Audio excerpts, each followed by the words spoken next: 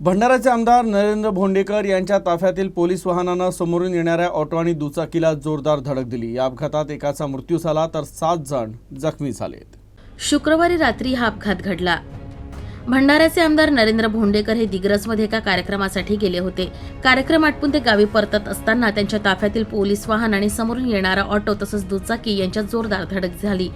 या अपघातात दुचाकीवरील गजानन जकाते, उमेश मनवर हे दोघे गंभीर जखमी झाले। त्यांना यवतमाळातील शासकीय रुग्णालयात तत्काळ हलवण्यात आलं, तर गंभीर जखमी असलेल्या एकाचा उपचारादरम्यान मृत्यू झाला, तर ऑटोमधील 7 प्रवासी जखमी झाले आहेत। त्यांच्यावर दिग्रसच्या ग्रामीण रुग्णालयात उपचार केले जात आहेत। मैं इधर से आर्मी से डिग्रस आ रहा था। आर्मी से डिग्रस आते आते एक पुलिस गाड़ी शायद उसने 2-3 जनों को मारा, हमको मारा उसने।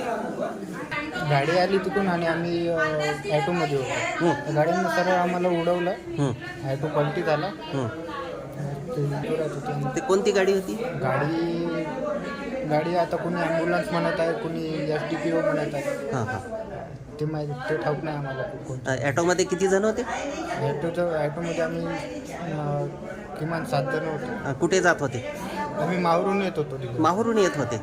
सगळे एकाच गावचे होते का? सर्व एकच कोणत्या गावचे? डिग्रसचेच होतो आम्ही।